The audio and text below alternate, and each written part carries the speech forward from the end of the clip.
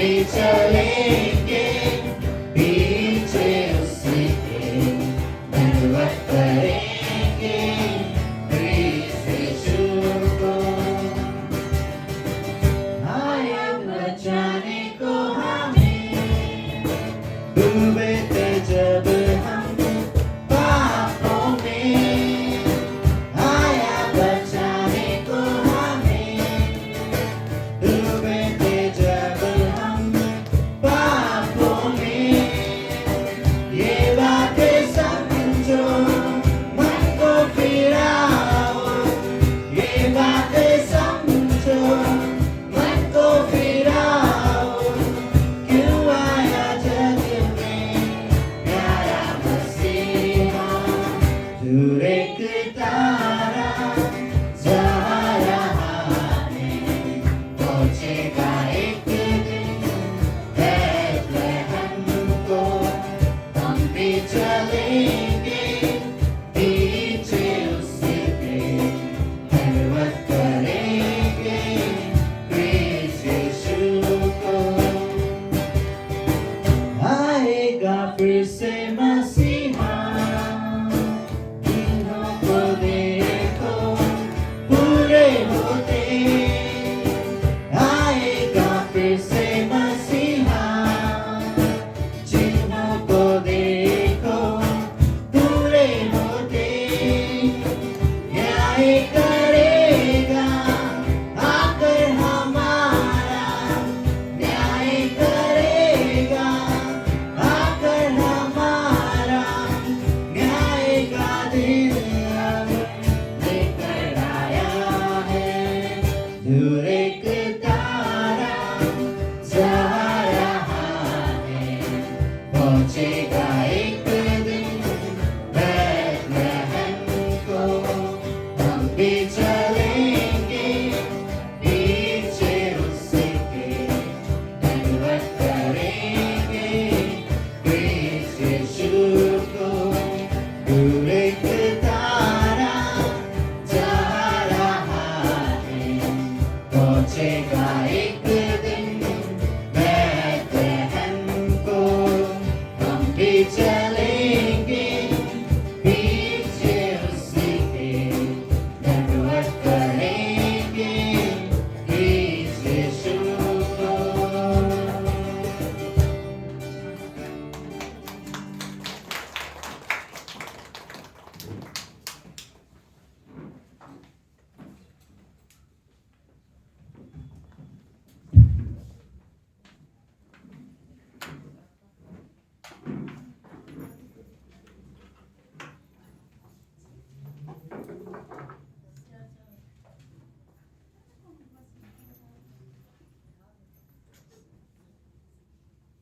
Hello, button नहीं दिख रहा है, चालू करना है मुझे बता दो।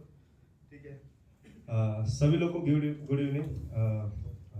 अच्छा मतलब टाइमिंग है बहुत अच्छा कि हम परमेश्वर की आराधना करने के लिए इधर आए।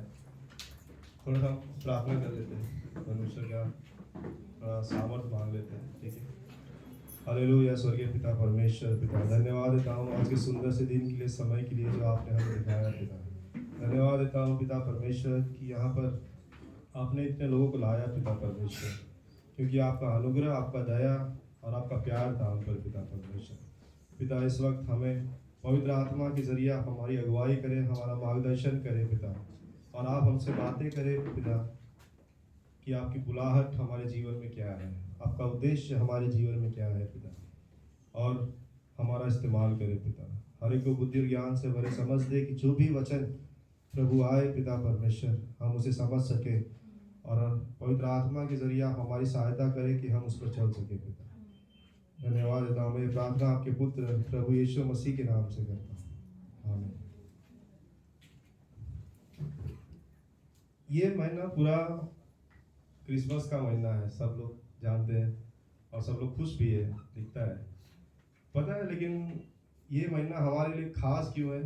क्यों परमेश्वर ने हमें मतलब हम क्यों इस महीने इतने खुश हो जाते हैं कि नए नए ड्रेस पहनते हैं, बाहर जाते हैं और अच्छी दिखने की कोशिश करते हैं ताकि लोग हमें हमारी तारीफ तारीफ करे, हमारा मतलब हमें पहचाने कि हाँ भाई कोई तो है जो इतना हीरो बन के घूम रहा है।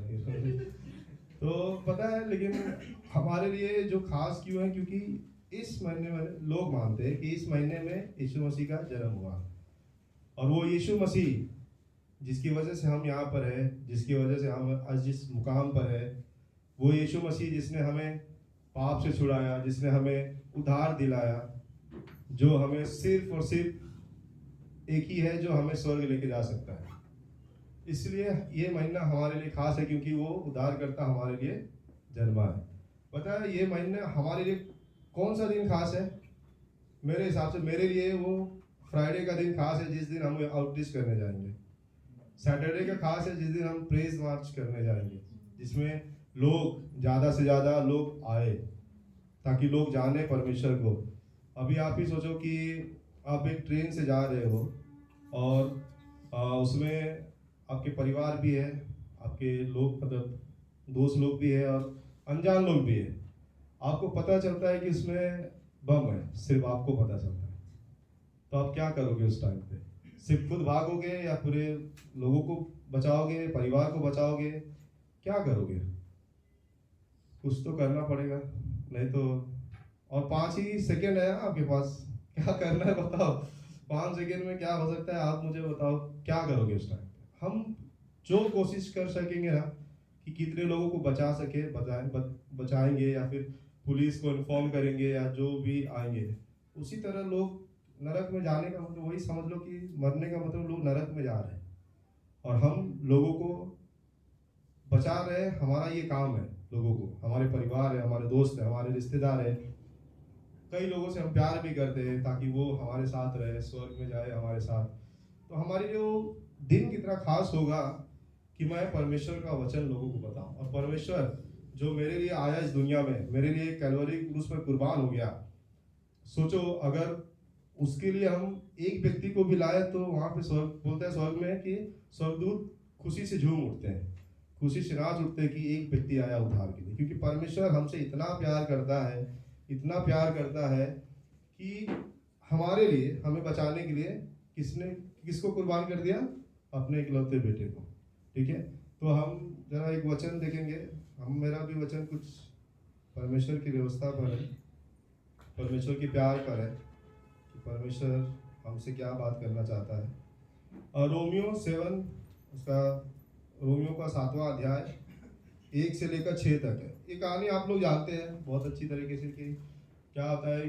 पॉल कहता है, पॉल बाइबल में उसने इब्रानियों को अगर लेके मैं गिनूं तो 14 लेटर लिखा उसने। उसमें पॉल कभी कहता है कि हमें व्यवस्था का पालन नहीं करना चाहिए, मतलब जो व्यवस्था के कामों को भरोसा रखते हैं वो श्रापित है, या फिर जो व्यवस्था के जरिए हम धार्मिक नहीं हो सकते, ऐसा पॉल कहता है। लेकिन परमेश्वर, व्यवस्था परमेश्वर का है। वहाँ पे एक साम्स कहता है कि धन्य है वे जो यहोवा की व्यवस्था पर रात दिन मनन करते रहते हैं। जोशुआ कहता है कि उसकी व्यवस्था पर रात दिन मनन कर, दाएं मुड़ना ना बाएं मुड़ना। तो क्या हमें व्यवस्था पालन करना चाहिए कि नहीं चाहिए? बहुत कंफ्यूजन है, क्या करें।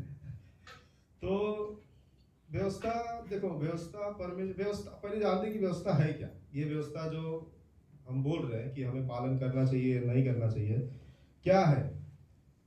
कभी बाइबल में लिखा है, पूरे बाइबल को व्यवस्था कहा गया है परमेश्वर का? बस 5 किसी जगह पे 5 जो पुस्तक है पहला स्टार्टिंग का, वो व्यवस्था है। और किसी पे साम्स को भी व्यवस्था बोलता है, किसी पे आजाया को भी व्यवस्था बोलता है, परमेश्वर के वचन को भी व्यवस्था बोलते हैं। तो क्या व्यवस्था है समझ में नहीं आ रहा है। तो आइए जानते हैं कि व्यवस्था का मतलब है कि स्टैंडर्ड, जो परमेश्वर का स्टैंडर्ड है वो परमेश्वर का व्यवस्था है। जैसे कि अभी दीपक भाई है, क्योंकि हम दीपक भाई के घर पे जाते हैं तो मैं उनका एग्जांपल लेता हूँ। दीपक भाई के घर पे जाएंगे तो दीपक भाई का एक स्टैंडर्ड है कि भाई तुम लोग आओगे तो जरा ढंग से आना, चप्पल बाहर निकालना, नहीं तो घर से भगा दे जाओगे। तो वो सीन है कि उनका एक स्टैंडर्ड रखा है उन्होंने कि ऐसा ऐसा है। उसी तरह परमेश्वर के पास जाने के लिए, परमेश्वर के पास मतलब परमेश्वर के करीब जाने के लिए परमेश्वर का भी स्टैंडर्ड है। झूठ नहीं बोलना, पाप नहीं करना, गाली नहीं देना, ये सब स्टैंडर्ड है। अगर एक चीज हमारे अंदर रहा तो हम परमेश्वर के करीब नहीं जा सकते, ना हम परमेश्वर से बात कर सकते हैं, ना परमेश्वर के मतलब स्वर्ग में जा सकते हैं अगर एक चीज हमारे अंदर रहा तो व्यवस्था परमेश्वर ने क्यों दिया जब हम पालन कर ही नहीं सकते। हम कदम कदम पे झूठ बोल लेते हैं, कदम कदम पे गाली दे देते हैं, मारपीट कर लेते हैं, तो क्यों व्यवस्था दिया जब हम पालन ही नहीं कर सकते। या फिर लिखा है, पॉल कहता है कि अगर व्यवस्था के जरिए हम धर्मी नहीं ठहर सकते तो क्यों व्यवस्था दिया। पहली बात तो ये जान लेते कि परमेश्वर ने व्यवस्था पालन करने के लिए नहीं दिया।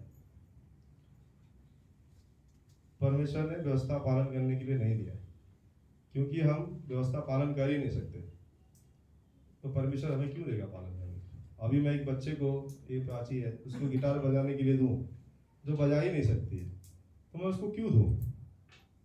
लोग मुझे बेवकूफ़ बोलेंगे, राइट भाई कैसा आदमी है जिसको बजाने नहीं आ रहा है, बजा नहीं पा रही, तो उसको गिटार दे रहा है। तो सोचो हम इतने कम बुद्धि होकर इतना समझदारी वाला काम करेंगे तो परमेश्वर तो बुद्धि का मालिक है, तो वो क्यों हमें व्यवस्था देगा जब हम व्यवस्था पालन कर ही नहीं सकते। हम उसका वचन का पालन नहीं कर सकते। 10 आज्ञा दिया उसने, 10 आज्ञा का पालन कर ही नहीं सकते। लिखा है कि मतलब कि उसके लिए कोई मतलब दूसरा कोई मूर्ति नहीं बनाना अपने लिए करके। हम क्या करते हैं, हम मूर्ति तो छोड़ दो, हमारे लिए हमारा भी भगवान है, हम खुद भगवान हो जाते हैं कभी कभी। परमेश्वर तू सेकेंड में, मैं आता हूँ पहले थोड़ा ऐसा।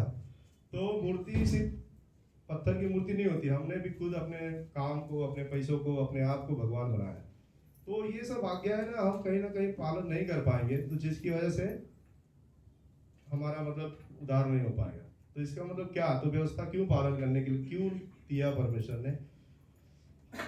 पहले क्या होता था पता है, लोग पर अपने आप को परमेश्वर समझने लग गए थे कि परमेश्वर है, जैसा शैतान था, उसको ये नहीं पता कि परमेश्वर ने उसको बनाया और उसके ऊपर जा रहा है वो। उसी तरह पुराने नियम में लोग परमेश्वर बनने की कोशिश कर रहे थे, परमेश्वर तक पहुंचने की कोशिश कर रहे थे।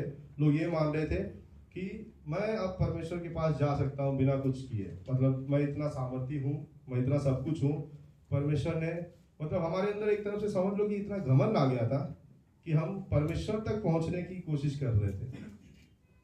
तो परमेश्वर ने, मैं मतलब बोल रहा हूँ ऐसा कि परमेश्वर भी बोला होगा, मतलब अगर तुम लोग मेरे पास आना चाहते हो ना बॉस, तो ये सब जो 10 आज्ञा मैं दे रहा हूँ ना, 613 आज्ञा दे रहा हूँ ना मैं, इसको पालन करके दिखाओ तो आना मेरे पास। ये है स्टैंडर्ड, परमेश्वर का स्टैंडर्ड, जो हम परमेश्वर के पास कैसे जाएंगे फिर अगर हम पालन कर ही नहीं सकते। तो ये जो रोमन 7 है ना, उसमें क्या कहता है, तो हमें क्या व्यवस्था का पालन करना चाहिए कि नहीं करना चाहिए। परमेश्वर का स्टैंडर्ड है भाई, परमेश्वर, अभी दीपक भाई के घर पे जाना है तो मुझे तो फॉलो करना पड़ेगा, नहीं तो भगा देगा मेरे को। तो परमेश्वर का स्टैंडर्ड, अगर परमेश्वर के पास मुझे जाना है तो सब पालन करना पड़ेगा, नहीं तो परमेश्वर नहीं बोलेगा तू कौन है, चल निकल ऐसा। तो ये जो रोमन 7 कहता है ना, एक शादी का एग्जाम्पल देता है। क्या होता है, ये मतलब बहुत शॉर्टकट शादी का एग्जाम्पल मैं आप लोग को थोड़ा डिटेल में बताता हूँ। एक लेडी रहती है जिसकी शादी मिलिट्री मैन से हो जाती है, आर्मी मैन से, जो रूल्स एंड रेगुलेशंस का बहुत ही पक्का रहता है। मतलब कि उसको 6 बजे चाय चाहिए, 6:15 बजे न्यूज़पेपर चाहिए, 6:30 बजे ब्रेकफास्ट चाहिए।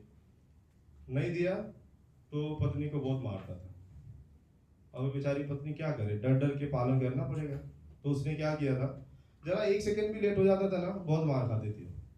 तो क्या की उसने, जो रूल्स एंड रेगुलेशंस था वो आर्मी के, मतलब जो आर्मी के, तो उसने एक डायरी में लिख लिया और उसी के जरिए वो डर डर के पालन करती थी। तो एक दिन क्या होता है, वो आर्मी मैन मर जाता है, उसकी शादी किसी और से हो जाती है जो उससे बहुत प्यार करता है, बहुत प्यार करता है। भले से वो आधा घंटा लेट हो जाए खाना बनाने में तो भी वो उसको नहीं डांटता या नहीं मारता है, वो बहुत प्यार करता है।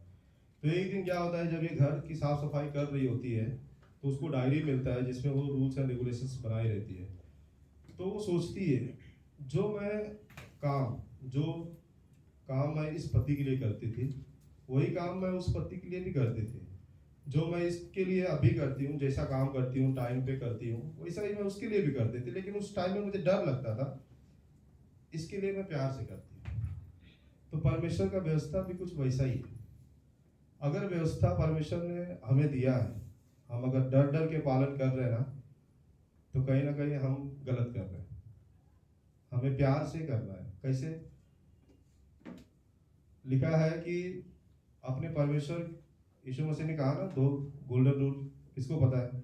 कि परमेश्वर ने कहा अपने परमेश्वर से, यीशु मसीह ने कहा अपने परमेश्वर से सारे सामर्थ, सारे मन, सारे हृदय, सारे प्राण से प्यार करना है। मत्ती 3 ही बोलता है, लेकिन 4 है, मार्क 4 बोलता है।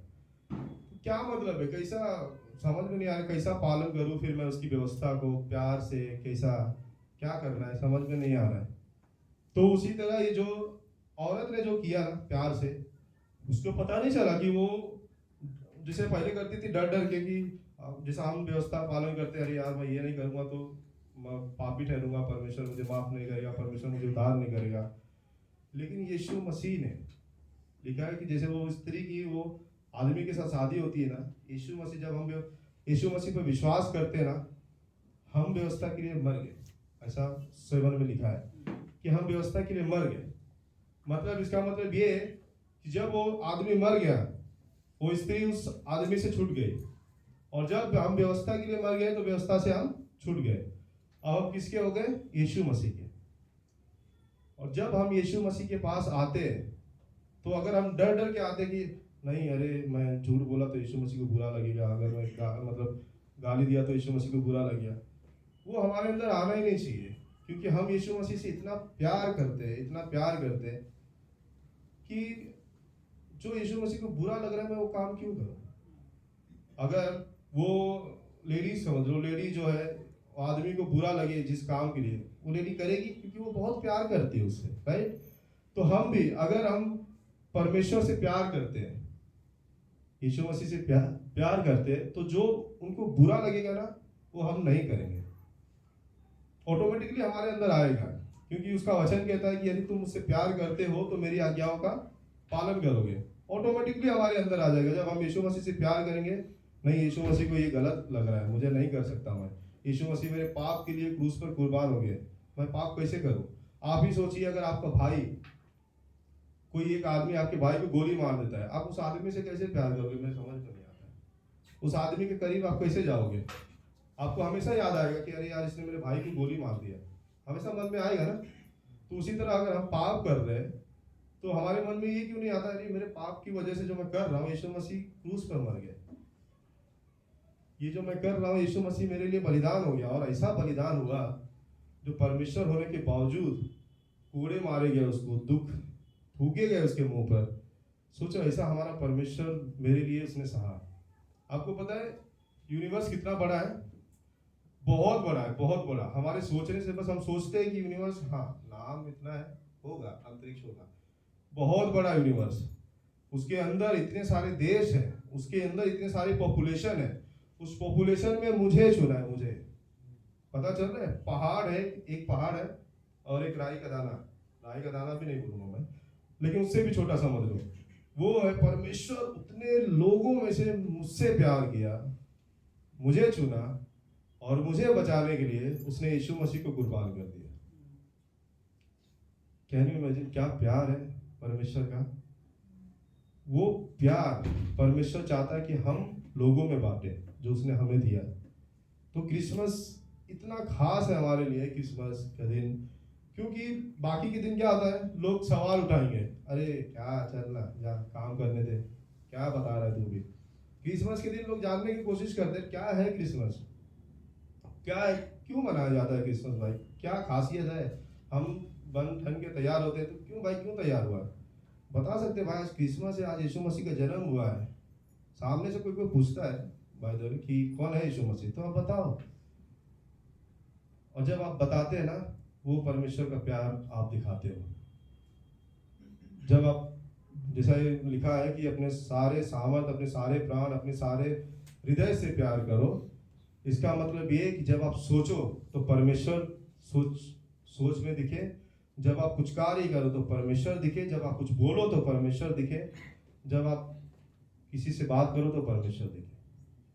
अगर आपको 1 करोड़ की लॉटरी लग जाए अभी, जब मतलब मैं मेरी बात करता हूँ समझ लो कि मैं 20,000 कमाने वाला, अगर मुझे 1 करोड़ की लॉटरी लग जाए तो मेरे चाल डाल में ना बदलाव दिखेगा, थोड़ा हाई फाई दिखूंगा, थोड़ा कार भी ले लूंगा गाड़ी में थोड़ा, तो ये दिखता है अपने आप। तो हमें अनंत काल का जीवन मिल रहा है, हमें स्वर्ग का जीवन मिल रहा है, हमें इतना अच्छा गिफ्ट मिला है, तो हमारे चाल चलन से तो दिखना ही चाहिए। और इतना इंपॉर्टेंट गिफ्ट परमेश्वर का जो हमें दिया है, हमें दिखना चाहिए। तो मैं आपको इनकरेज करता हूँ कि ये जो महीना है ना हमारे लिए खास है। कोशिश करें कि सिर्फ वो फ्राइडे के दिन ही नहीं हो, सैटरडे के दिन ही नहीं, ये महीना 30 दिन का होता है, 31 दिन का, कितने दिन का होता है, 31 दिन का, राइट। तो हमारे कम से कम एक व्यक्ति जाने, एटलीस्ट आए ना आए परमेश्वर के ऊपर है, जाने कि यीशु मसीह कौन है मेरे लाइफ के जरिए। अगर कितने लोग, ज़्यादा लोग हैं, 40-50 करीब होंगे, सोचो 40-50 ये ठान लिए तो 40-50 लोगों को मालूम पड़ जाएगा कि यीशु मसीह कौन है। उसमें से कम एक व्यक्ति तो उद्धार में आएगा। और उस टाइम पे जब वो उद्धार में आएगा, जब वो विश्वास करेगा, तो परमेश्वर कितना खुश होगा। और बोलता है कि जो भी हम परमेश्वर के लिए कार्य करते हैं ना, जो भी कार्य करते हैं, वो परिश्रम हमारा व्यर्थ नहीं जाता है। भले से कुछ रिजल्ट आए या ना आए, परमेश्वर हमारे लिए प्रतिफल रखा है हमें। तो आइए हम इससे इनकरेज होते हैं कि हम परमेश्वर का जो व्यवस्था है, जो उसने हमें दिया है, हम लोगों में बांटें, परमेश्वर का वचन लोगों में बांटें, बताएं कि बस भाई पाप से हमारा छुटकारा मिलने वाला है, क्योंकि एक उद्धारकर्ता हमारे लिए आ गया है, हमें स्वर्ग जाने का एक रास्ता मिल गया है, और हमें कुछ करने की जरूरत भी नहीं है, फ्री है, फ्री गिफ्ट परमेश्वर हमें दे रहा है स्वर्ग जाने के लिए। हम लोगों को पता है बस शरीर में कभी ना कभी तो मरने वाले हो ना, उसके बाद क्या करोगे, कहीं ना कहीं तो जाओगे। तो बस एक बार विश्वास कर देखो, चेक कर देखो कि परमेश्वर कैसा भला है, परमेश्वर आपके जीवन में क्या कर सकता है, आप एक बार चेक कर देखो। ठीक है, बस इतना ही चलना है।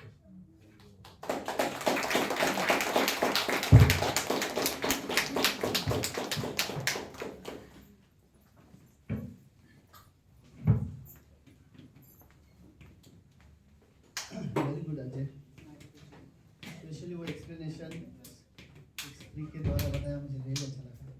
कई सारे लोग समझ गए होंगे।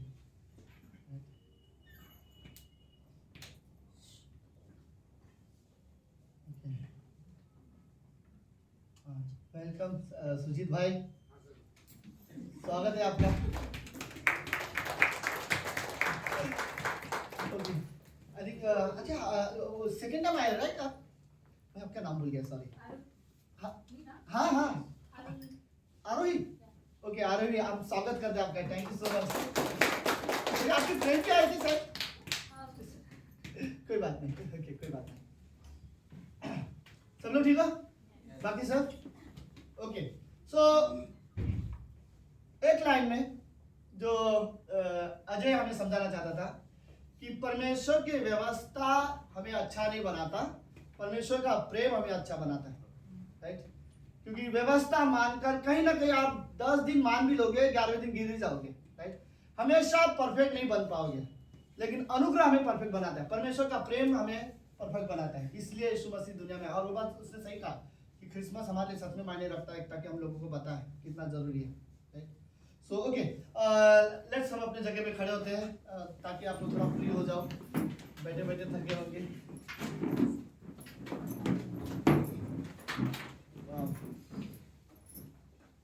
चलो ठीक है। अगले संडे 18 तारीख को हमारे चर्च में, कहाँ गए संदीप भाई? ओके संदीप को तुम हेलमेट कुछ ऐसा पहनो ताकि मुझे तुरंत दिखाई दे। ओके, अगले संडे यहाँ पर बड़ा अच्छा नाटक होने वाला है, स्किट होने वाला है। तो कुछ नौटंकी लोग हैं यहाँ पर जो नाटक करने वाले हैं, तो अगले संडे रियली थोड़ा इंटरेस्टिंग रहेगा, राइट। सो क्या था टाइटल का नाम क्या है? जीवन की गाड़ी। जीवन की गाड़ी, ओके। तो अगले संडे आना, हम लोग रियली लाइक। और बाय द वे मैं सिर्फ ये भी बोलता हूँ, और राहुल और हमारी म्यूजिक टीम रियली मेहनत करते हैं, 4:30 बजे आने के बाद प्रैक्टिस करते हैं ताकि हमें आराधना में अगुवाई करें। लेकिन ये अच्छा नहीं है कि हम आराधना से मिस करते हैं और हम लेट आते हैं। तो मैं चाहूँगा, कोशिश करूँगा कि चाहता हूँ कि प्लीज़ सब लोग समय में आए। ओके, सो मेरा बाइबल वर्स है। ओके, लेट्स ओके, चलो यीशु मसीह के जन्म के बारे में हम बात करते हैं, ठीक है। तो अगर किसी के पास बाइबल वर्स नहीं है तो सामने ये बाइबल वर्स है। यशायाह वो व्यक्ति है जो भविष्यवक्ता था। यीशु मसीह के जन्म के 700 साल पहले वो सेवकाई करता था, और यीशु मसीह के जन्म के 700 साल पहले यशायाह नबी ने कुछ भविष्यवाणी की है। आप लोग समझ रहे हो? ओके, एक व्यक्ति है जो 700 साल पहले बता रहा है कि प्रभु यीशु मसीह कैसे आने वाला। तो सुनो इसके बारे में क्या लिखा है। ओके, सबको दिखाई दे रहा है? ओके, तो यहाँ पे लिखा है यशायाह का 9वां अध्याय उसकी 6ठी पंक्ति, क्योंकि हमारे लिए एक बालक उत्पन्न हुआ है, हमें एक पुत्र दिया गया है, प्रभुता उसके कांधे पर होगी, और उसका नाम अद्भुत युक्ति करने वाला, पराक्रमी परमेश्वर, अनंतकाल का पिता और शांति का राजकुमार होगा। ओके, ये यीशु मसीह के बारे में बात कर रहे हैं। ओके, ये यीशु मसीह का जन्म कोई है जो आने वाला है, तो उसके बारे में यशायाह इस तरह से बता रहा है कि क्योंकि हमारे लिए एक बालक उत्पन्न हुआ, हमें एक पुत्र दिया गया, और प्रभुता उसके कांधे पर होगी, उसका नाम अद्भुत युक्ति करने वाला, पराक्रमी परमेश्वर, अनंतकाल का पिता और शांति का राजकुमार रखा जाएगा। तो ये भविष्यवाणी हुआ था यीशु मसीह के जन्म के 700 साल पहले। और इस 700 साल के बाद जब प्रभु यीशु मसीह धरती पर जन्म लिया, उसने एक कुंवारी के जरिए जन्म लिया, राइट। और फिर प्रभु यीशु मसीह धरती पर उसने फिर 33-34 साल उसने धरती पर रहा, 3.5-4 साल उसने सेवकाई किया, और उसके बाद प्रभु यीशु मसीह को क्रूस पर मारा गया था। तीसरे दिन प्रभु यीशु मसीह दोबारा जीवित हुआ। ओके, और उसके बाद 500 से ज्यादा लोगों ने यीशु मसीह को देखा कि मर के वो जीवित हो चुका है, और उसके बाद वो स्वर्ग में उठा लिया गया। और जाते जाते उसने ये वर्ड कहते कहा कि जिस तरह से तुम इसे जाते हुए देख रहे हो, उसी तरह से वो वापस आने वाला है, राइट। तो let's प्रार्थना करते हैं। प्रभु यीशु, हम धन्यवाद देते हैं आज के दिन के लिए और इस सुंदर समय के लिए।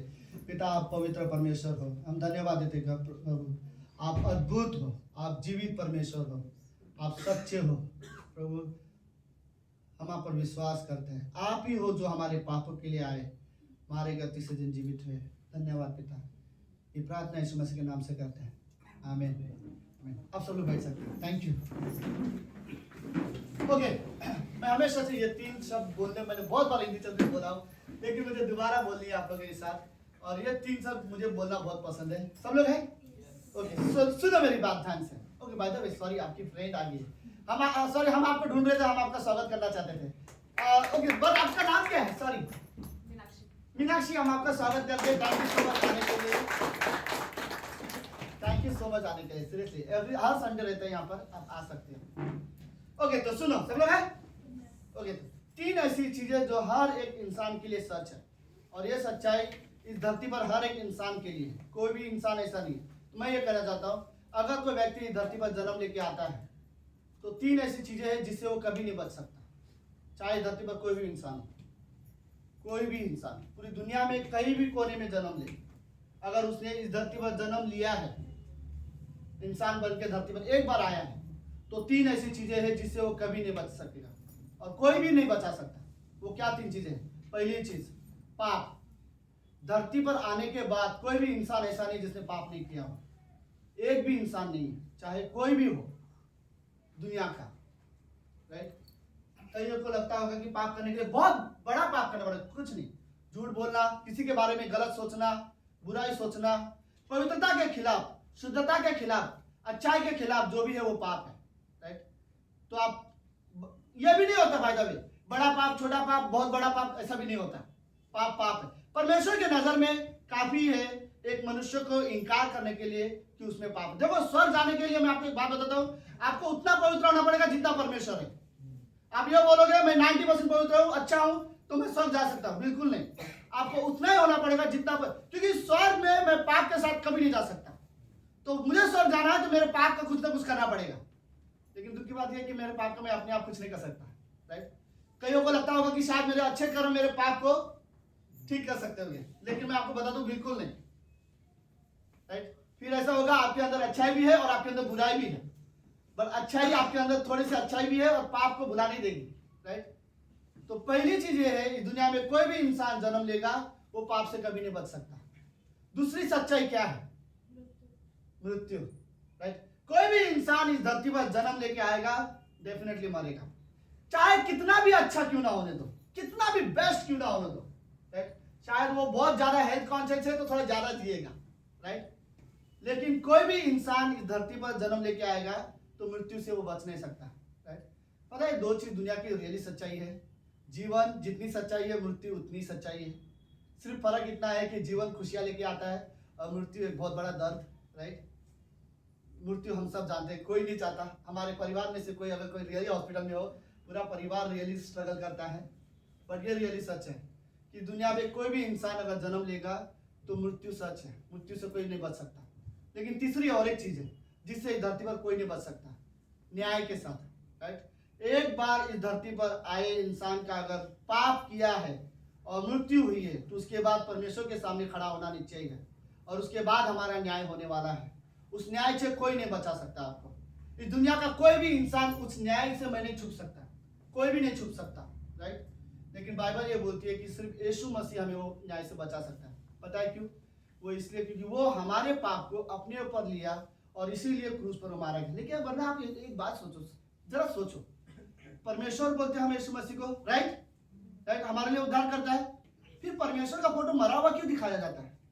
हर चर्च के बाहर हर जगह जब यीशु मसीह का फोटो होता है वो मरा हुआ क्यों दिखाया जाता है? वो इसलिए दिखाया जाता है कि वो ये दिखाने के लिए क्योंकि वो जो मरा वो हमारे पाप के लिए मरा है, राइट। वो हमारे लिए संदेश है वो कि हम ये समझ सके कि यीशु मसीह धरती पर क्रिसमस में जन्म लिया। यीशु मसीह जन्मा ताकि वो मरे और वो मरा ताकि हमारा नया जन्म हो सके, राइट, हमें हमारा उद्धार मिल सके। तो यीशु मसीह की मृत्यु की वजह से हमारे पाप क्षमा हो सकते हैं। तो एक ही चीज है जो हमारे पाप से मुझे बचा सकता है। मैं ये नहीं बोल रहा कि मुझे पाप करने से कोई रोक सकता है, लेकिन मेरे पापों को क्षमा कर सकता है अगर कोई है तो वो प्रभु यीशु मसीह है। यीशु मसीह हमारे पाप को क्षमा कर सकता है। मैं आपको सीरियसली ये वर्ड बोलना चाहता हूँ, ओके। उद्धार कोई मकसद नहीं जिसे कोई भी हासिल कर सकता है दुनिया में। उद्धार एक तोहफा है जिसे हम ग्रहण कर सकते हैं, राइट। ये परमेश्वर की ओर से तोहफा है, हमें सिर्फ उसे ग्रहण करना है। आप ये मत सोचो कुछ अच्छे काम करूंगा मैं उद्धार हासिल करूंगा। किसी में इतनी ताकत नहीं है कि स्वर्ग का इनाम या स्वर्ग को हासिल कर सको। ये ऐसी रेस नहीं है जिसे तुम जीत सको, राइट। ये सिर्फ एक अनुग्रह है जिसे हमें इस दुनिया में हर एक इंसान अपने बारे में जानता है लेकिन वो एक्सेप्ट नहीं करना चाहेगा कि वो पापी है, राइट। बट मैं आपको एक बात बता, जिस दिन आप ये एक्सेप्ट करोगे कि मैं पापी हूं उस दिन आपको ये भी पता चलेगा फिर तो मुझे उद्धारकर्ता की जरूरत है, राइट। और जिस दिन मुझे यह पता चलेगा मुझे उद्धारकर्ता की जरूरत है, फिर मैं ये सोचने के लिए मजबूर हो जाऊंगा कौन मेरे पाप क्षमा कर सकता है। और फिर बाइबल बोलता है यीशु मसीह मेरे पाप के लिए मारा गया तो मेरे लिए वो उद्धार करता है। इसीलिए हम इस दुनिया में क्रिसमस मनाते हैं, राइट। ओके लेट्स, ये पंक्ति क्या बोलती है? हमारे लिए एक बालक उत्पन्न हुआ। हमारे लिए क्यों, राइट। पहले एक एक लाइन एक एक स्टेटमेंट को हम लोग आज पढ़ेंगे, ठीक है। ओके मेरे पास है और 10 मिनट है, ओके। एक एक स्टेटमेंट में हम स्टडी करें। पहले हमारे लिए एक बालक जन्मा, तो पहला वर्ड हमारे लिए क्यों, राइट। क्योंकि परमेश्वर ने पूरी दुनिया बनाई और सब कुछ परमेश्वर ने जब इंसान को 6वें दिन बनाया, ओके। सो सॉरी अगर कोई ये बिलीव करता होगा कि हम बंदरों से आए हैं तो आज के दिन के लिए मैं नहीं मानता, आज के दिन के लिए नहीं, बट मैं ये बताना चाहता हूँ कि मैं ये नहीं बिलीव करता। क्योंकि बाइबल ये बोलती है परमेश्वर ने एक मिट्टी का पुतला बनाया और पुतला बनाने के बाद अपना श्वास उसमें फूका और उस पर फिर वो जीवन प्राणी हो गया, राइट। सो अगर बंदर से इंसान आ रहे तो आजकल बहुत बंदर है, पता नहीं फिर इंसान नहीं बन रहा है, राइट। किसी को लग रहा है मैं तो बिल्कुल बंदर जैसे हरकतें नहीं करता तो मैं बंदर से नहीं जन्मा हूँ, ओके। सो हमारे लिए यीशु मसीह की परमेश्वर ने जब पूरी दुनिया बनाई मनुष्य के लिए, देखो दुनिया में कोई भी चीज परमेश्वर ने अपने लिए नहीं बनाया।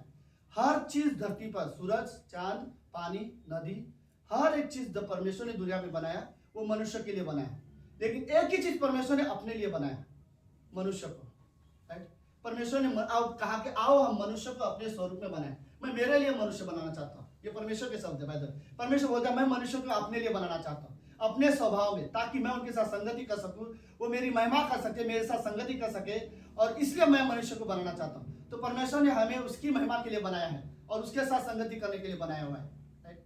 तो हमारे लिए ये चीज जरूरी है। जो चीज परमेश्वर ने पूरी दुनिया में बनाया वो सारी की सारी इंसानों के लिए बनाया, लेकिन एक चीज परमेश्वर ने अपने लिए बनाया, वो है मनुष्य। अब आपके बारे में थोड़ा सा ये सोचो सीरियसली, परमेश्वर ने आपको बनाया उसके लिए, लेकिन हम अपने लिए जी रहे हैं, राइट। कई सारे बुराई, कई सारे गलतियां हम बड़े आसानी से करते हैं, लेकिन एक बात सोचो, आपको बुराई पाप से नफरत हो या ना हो कोई फर्क नहीं पड़ता, परमेश्वर इन चीजों से सच में नफरत करता है। इसी पाप की वजह से परमेश्वर हमसे दूर है।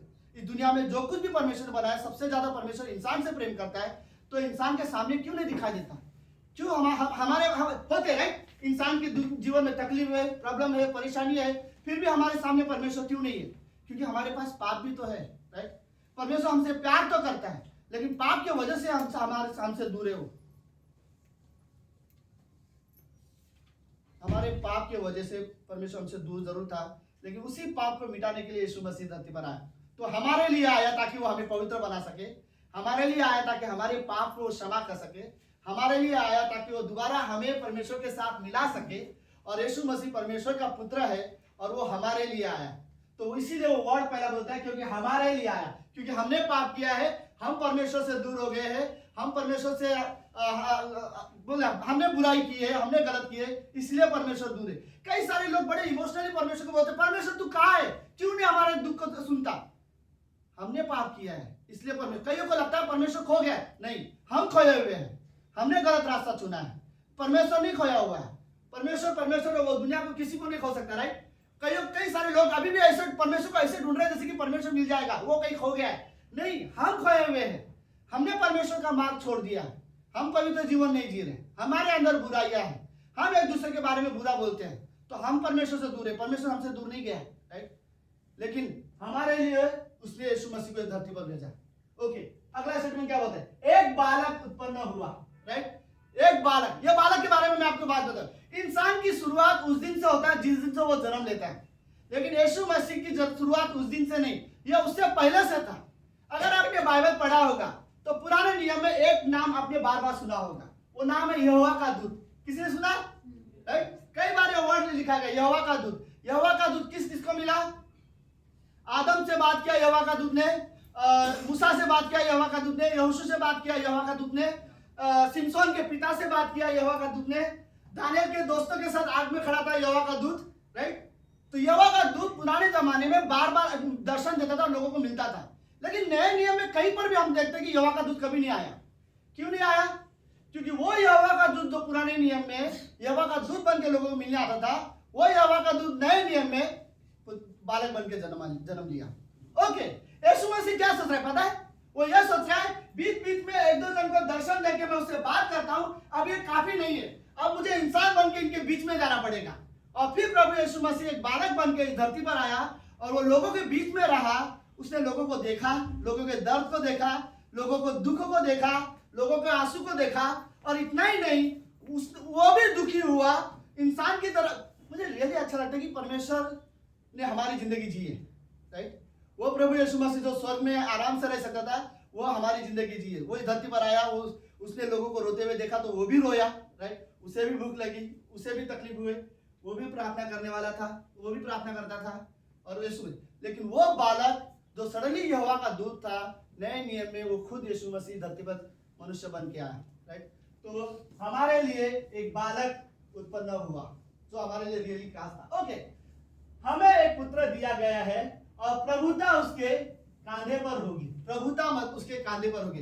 कांधे पर पता दो चीजें होती है, बोझ तो होता ही है, राइट, बट में भी दो चीजें, एक या तो जिम्मेदारी होगी कांधे पर, हम ये वर्ड इस्तेमाल करते हैं, राइट, तेरे शोल्डर पे होता है ना, तेरे कांधे पर या तो जिम्मेदारी होगी या फिर अधिकार होता है, राइट। कांधे पर दो चीज दिया जाता है, या फिर जिम्मेदारी या ओके। प्रभु यीशु मसीह ने यह जिम्मेदारी लिया, राइट, सारे लोगों को क्षमा करने का, सारे लोगों को पाप का भुगतान करने का, सारे लोग ने जो भी गलती की उसके लिए। देखो, पाप की सजा मौत है, इसलिए यीशु मसीह मरा। तो यीशु मसीह बोला ये भुगतान करने के लिए मैं तैयार हूं, और वो इसलिए वो धरती पर आया, राइट। तो उसके ऊपर कांधे पर जिम्मेदारी थी सारे जगत के लोगों के। पता है बाइबल, यीशु मसीह जिस दिन मरा, पूरे इतिहास में एक ही बार ऐसा घटना हुआ कि जब प्रभु यीशु मसीह मरा, करीब करीब आधे से 3 घंटे के लिए पूरी दुनिया में अंधेरा छा गया था, और सूरज सडनली क्या बोलते हैं रोशनी देना बंद कर दिया था, पूरी दुनिया में अंधेरा छा गया था। उस समय में सारे पाप मनुष्य के यीशु मसीह में डाल दिया गया था और यीशु मसीह की धार्मिकता सारे मनुष्य में डाली गई थी। तो पाप यीशु मसीह में डाला गया था, इसलिए पूरी दुनिया में अंधेरा छा गया था। तो हमारे पाप की जो जिम्मेदारी थी, जो बोझ था, प्रभु यीशु मसीह ने अपने ऊपर ले लिया। फिर पहला पत्रस का 5:7 क्या कहता है? अपना बोझ यहोवा पे डाल दो क्योंकि उसको तुम्हारी चिंता है, राइट? क्योंकि हमारा बोझ उसने अपने ऊपर ले लिया। तो ये चीजें था। ओके, हमें एक पुत्र दिया और प्रभुता उसके कांधे पर होगी। उसका नाम क्या होगा? ये पूरा उसका नाम है भाई साहब। अद्भुत युक्ति करने वाला, पराक्रमी परमेश्वर, अनंतकाल का पिता और शांति का राजकुमार। तो लेट्स, एक नाम जो इसमें नहीं है, मैं आप सबको पता है, बट मैं वो नाम कहूंगा। सुनो सब लोग, सुनीता, ओके सुने, मैं खाली एक का नाम लिखा तो बाकी सब ये हो जाते, राइट, जाग जाते हैं, इसलिए तो नाम ले रहा हूँ। ओके, सो यीशु मसीह जब जन्म लिया तो उसका नाम क्या रखा? यीशु रखा, राइट? नाम लेके मैं पूछ रहा हूँ कि ओके, यीशु मसीह का जब नाम रखा गया यीशु, तो यीशु नाम का मतलब क्या था?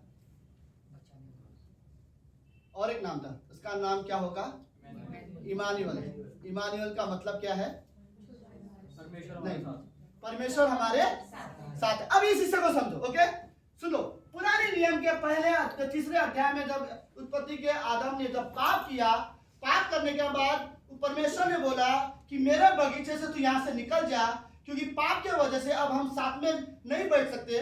बाइबल में लिखा हर समय, ठंडे समय में, ठंडा समय सुबह होता था और रात शाम को होता था, परमेश्वर स्वर्ग से आता था, उनसे मिलता था, उनके साथ फेलोशिप करता था, और इसी को पहला कलीसिया कहा जाता है। और फिर परमेश्वर चला जाता था और परमेश्वर आदम को बोल रहा है पाप की वजह से अब हम रोज इस तरह से नहीं मिल सकते, तुझे यहाँ से जाना पड़ेगा। तो जब वो वहां से जा रहा था तो वो उस बगीचे में सबसे बड़ी चीज वो खो रहा था, वो था परमेश्वर का प्रेम, राइट? और वो बगीचा छोड़ के जब वो बाहर आया, उसे ऐसा लग रहा था कि मैंने सब कुछ खो दिया, अब कुछ नहीं है, राइट? अब हमारे पास कुछ नहीं। उसको पता है शैतान ने उसे बहकाया, शैतान उससे ज्यादा शक्तिशाली है, कभी भी उनसे इंसान को गिराता है। उसके बाद शैतान ने उसके पहले बेटे को ऐसे बहकाया कि उसने उसके भाई को जान से मार दिया। उसके बाद व्यभिचार दुनिया में आई, मृत्यु क्या बोलते हैं, हत्या दुनिया में आए, चोरी दुनिया में आए, लूट मार दुनिया में आए, कई सारे बुराई लगातार बढ़ते गया। और फिर इंसान के नजर में ऐसा था कि अब कोई नहीं है, फिर भी बीच बीच में यहोवा का दूत आता था, बात करता था, समझाता था, फिर भी कोई समझ नहीं रहे थे। और सडनली यीशु मसीह का जन्म होता है और उसका नाम रखा जाता है इमानुएल। इसका मतलब होता है परमेश्वर हमारे साथ है। ओके, जिस दिन रात के समय में यीशु मसीह का जन्म हुआ गाय के गोठे में, वहां पर स्वर्गदूत ने एक चरवाहों के झुंड को दर्शन देकर कहा, तुम्हारे लिए एक बड़े आनंद की खबर है कि तुम्हारे लिए एक उद्धारकर्ता जन्मा है। फिर सारे लोग दौड़ते हुए उसके पास जाते हैं और यीशु मसीह को गाय के गोठे में देखते हैं और उसकी आराधना करते हैं, उसके लिए गीत गाते हैं। और फिर ज्योतिषी भी आते हैं, वो भी आराधना करते हैं, उनको इनाम देते हैं, फिर सब चले जाते हैं। फिर उस समय सब लोग पता क्या सोचते हैं? यीशु मसीह को देखकर इसका जन्म का मतलब ये है अब परमेश्वर हमारे साथ है। यीशु मसीह के जन्म से सारे लोगों को ये श्योर हो जाता है परमेश्वर हमारे साथ है। मैं आपको एक बात बताता, सुनो, रोमियो का 8वां अध्याय 31वीं पंक्ति में लिखा है, अगर परमेश्वर हमारे साथ है तो हमारे विरोध कौन हो सकता है? तो बस ये वर्ड में रियली वर्ड बोलता है, अगर परमेश्वर हमारे साथ है फिर शैतान कौन है? राइट? हमें जानता हूं शैतान हमारे विरोधी है, लेकिन फिर भी ये सवाल पूछना चाहता हूं, अगर परमेश्वर आपके साथ है फिर शैतान कौन है? राइट? अगर आप परमेश्वर आपके साथ है फिर कौन है शैतान? क्या करेगा? कुछ भी नहीं, राइट? परमेश्वर हमारे साथ है तो शैतान कुछ भी नहीं कर सकता।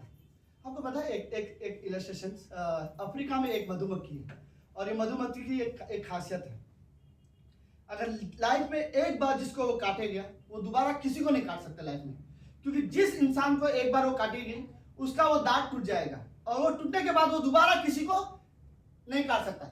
लेकिन मधुमक्खी की और एक खासियत है, लेकिन वो किसी को काट तो नहीं सकती, लेकिन उसके सामने बहुत भिनभिनाते रहते, तो बहुत भिनभिनाते हैं, राइट?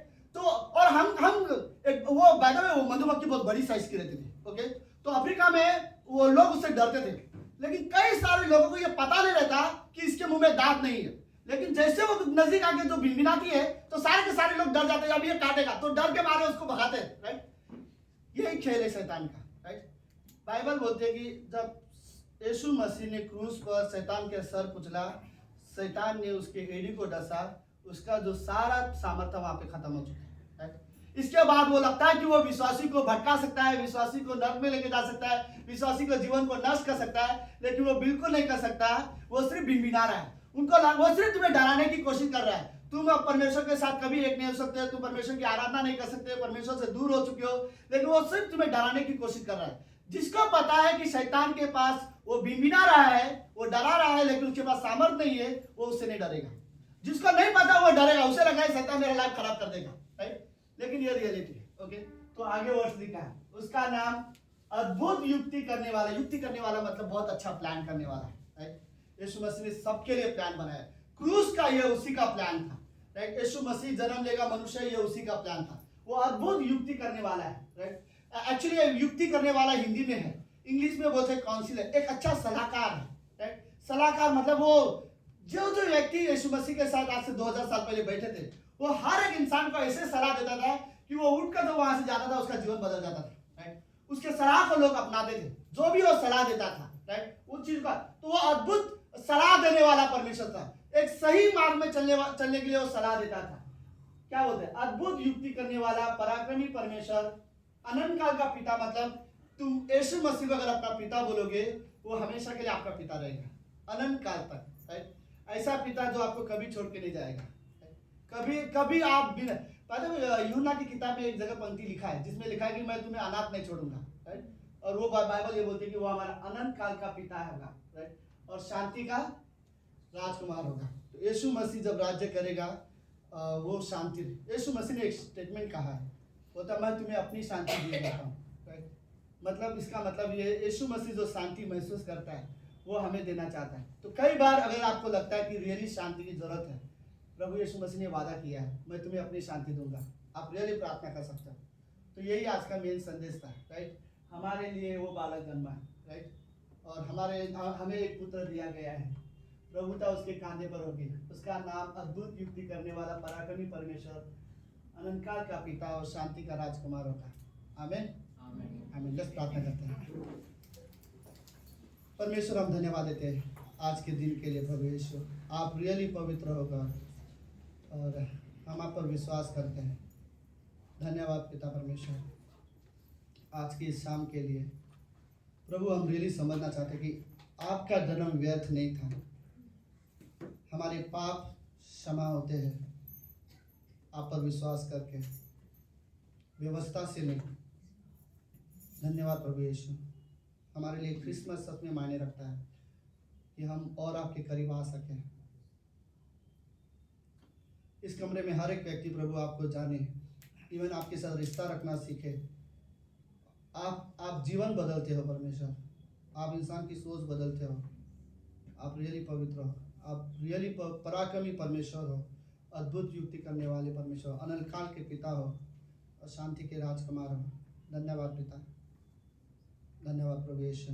इस कमरे में हर एक व्यक्ति है पिता, हमें नहीं पता किसके जीवन में क्या परेशानी है, क्या प्रॉब्लम है प्रभु, लेकिन आपको पता है कौन व्यक्ति कौन से दुख से है, कोई परेशानी से है, कौन सी तकलीफ से है, कौन व्यक्ति रियली अपने जीवन में अकेला है। प्रभु आप जानते हो हर एक के व्यक्तिगत एक ऐसी दुख, ये एक ऐसी टेंशन गॉड जो शायद हम किसी के साथ शेयर नहीं कर सकते, लेकिन आप जानते हो। और आपने कहा कि हे बोझ से दबे हुए लोग मेरे पास आओ, मैं तुम्हें विश्राम दूंगा। मुझे नहीं पता गॉड, मे भी इस कमरे में ऐसे लोग होंगे जिनको आपकी ज़रूरत है, जो रियली मे भी शायद किसी न किसी बोझ से दबे हुए होंगे, और गॉड हमें आपकी ज़रूरत है।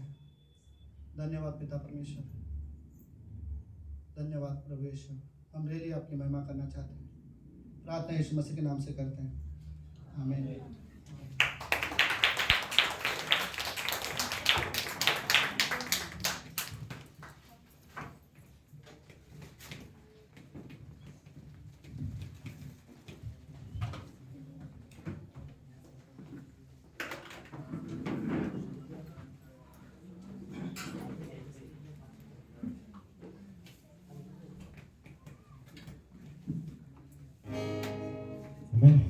आइए अपने स्थानों पर खड़े होते हैं। अच्छा मैसेज था हमारे लिए, एक गाना चल, तो आइए हम उसी गीत को गाते हैं।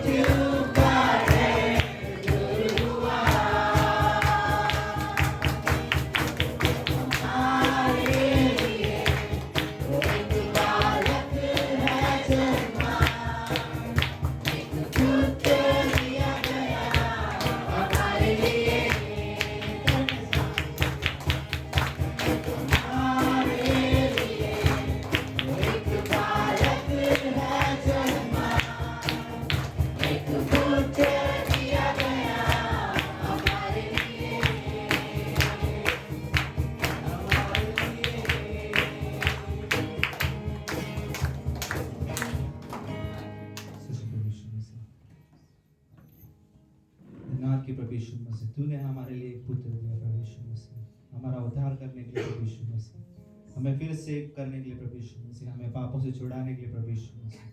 सच में प्रभु यीशु मसीह धन्यवाद देते हैं प्रभु यीशु मसीह। सच में प्रभु यीशु मसीह, आज तेरा प्रेम प्रभु यीशु मसीह हम जानते हैं प्रभु यीशु मसीह, और इसी प्रेम को प्रभु यीशु मसीह हम लोगों तक पहुंचाते हैं प्रभु यीशु मसीह। सच में प्रभु यीशु मसीह, तेरा वचन कहता है प्रभु यीशु मसीह, जब तक गेहूं का दाना जमीन पर नहीं गिरता तब तक वो फल नहीं लाएगा प्रभु यीशु मसीह। सच में प्रभु यीशु मसीह, तू गिरा प्रभु यीशु मसीह और हम फलवंत हुए प्रभु यीशु मसीह। और आज प्रभु यीशु मसीह हम लोगों तक वो फल को पहुंचाते प्रभु यीशु मसीह। इस कमरे से जब हम जाए प्रभु यीशु मसीह, इस समय में प्रभु यीशु मसीह हम लोगों तक तेरे सुसमाचार को प्रचार करे प्रभु यीशु मसीह, और लोगों को प्रभु यीशु मसीह बताए कि तू क्यों जन्मा इस जगत में प्रभु यीशु मसीह, हमारे पापों के लिए प्रभु यीशु मसीह, हमारा उद्धार करने के लिए प्रभु यीशु मसीह। धन्यवाद देते प्रभु यीशु मसीह। छोटी सी प्रार्थना तेरे नाम से आमीन। हाँ हाँ